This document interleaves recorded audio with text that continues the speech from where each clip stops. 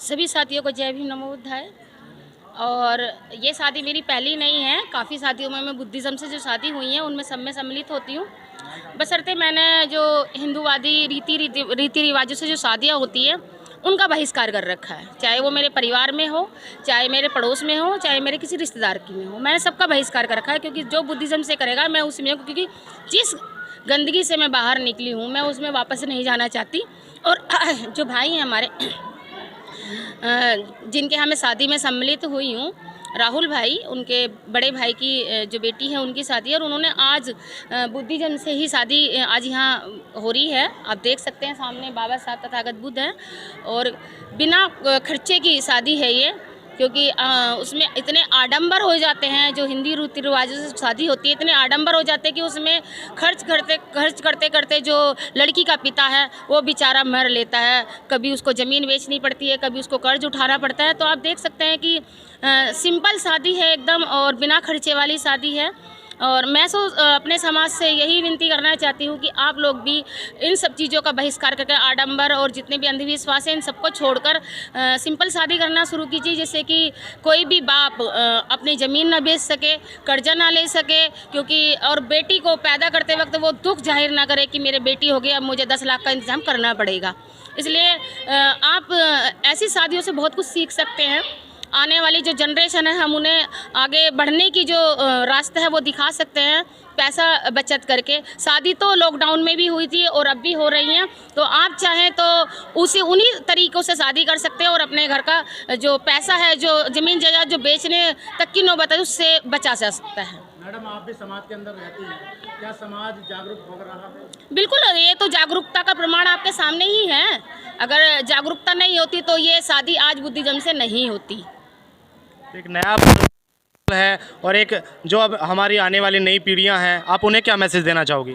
देखिए, मैं उनसे ये कहना चाहती हूँ कि हम आज जागरूक हो चुके हैं, और जागरूकता का मतलब ये होता है कि जिस अंधविश्वास पाखंड से हमारा परिवार, जो हमारे पूर्वज थे, हमारे माँ बाप लिप्त थे, उससे हम बाहर निकल चुके हैं, और हमारी जो आने वाली जनरेशन है उन्हें हम वो रास्ता दिखाएं कि जो अभी मैंने आपसे कहा था कि जो कर्ज और मकान तक बेचने की नौबत आ जाती है, या बहन बेटियों को फांसी लगाने तक की नौबत आ जाती है, क्योंकि जब दहेज नहीं होता तो बेटियाँ फांसी तक भी लगा लेती हैं, यहाँ तक नौबत आ जाती है। तो आने वाली जनरेशन से मैं यही कहना चाहूँगी कि ऐसी शादियों में आकर आप कुछ सीखें, आने वाली जनरेशन को कुछ देकर जाएं, जिससे कि जो हमारे महापुरुषों का मिशन था, जो हमारे महापुरुष चाहते थे, वो समय आ जाए, जय भीम युग आ जाए। और उसके साथ मैं सबसे बस यही उम्मीद करती हूँ कि ये जो मेरा मैसेज है अपने लोगों तक पहुँचेगा, और वो आगे बढ़ाने में समाज को सहयोग करेंगे। और महिलाओं से ज़्यादातर अपील करना चाहती हूँ, क्योंकि सबसे ज़्यादा पाखंड और अंधविश्वास में हमारे घर की महिलाएं आगे आती हैं, और पुरुषों को भी आगे नहीं आने देती है। अगर वो किसी फंक्शन में जाते हैं बाबा साहब के में, तो उनको रोकने का काम करती हैं।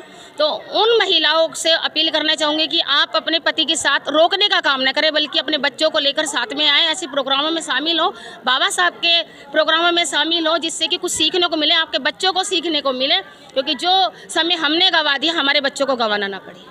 तो जैसे आप बात कर रही हैं बार बार महिलाओं की, तो महिला तो आप भी हैं, और लेकिन हम तो आपकी बहुत बड़ी भागीदारी देखते हैं समाज में। और आप भी मेरठ शहर से हैं, मैं भी मेरठ शहर से हूँ, और हम तो आपकी बहुत बड़ी सोशल मीडिया के माध्यम से भी भागीदारी देखते हैं। तो अब तो वैसे भी समाज हमारा जागरूक होने लगा है, और मैं देखता भी हूँ कि तो आप जो सोशल मीडिया का जो हमारा जो समाज है, आप उसको क्या मैसेज देना चाहोगी? सोशल मीडिया पे देखिए, ज़्यादातर सोशल मीडिया पे भी रहती हूँ मैं, और ज़मीनी स्तर पर भी रहती हूँ, क्योंकि हर जगह महिलाएं हैं, लड़कियां, पढ़ी लिखी भी लड़कियां रहती हैं उस पर। और ज़मीनी स्तर पर जो हमारे घर से महिलाएं बाहर नहीं निकलती हैं, उनसे भी मिलना पड़ता है, क्योंकि वो सोशल मीडिया पर नहीं है। तो सोशल मीडिया के जरिए, चाहे बेशक चाहे ज़मीनी स्तर के जरिए, महिलाओं को एक दूसरे को जागरूक करना चाहिए। क्योंकि चुगली भी मैंने सुना है महिलाएं बहुत अच्छे तरीके से करती हैं, मैं नहीं करती हूँ वैसे, एक दूसरे की चुगली भी बहुत अच्छी तरह से करती हैं।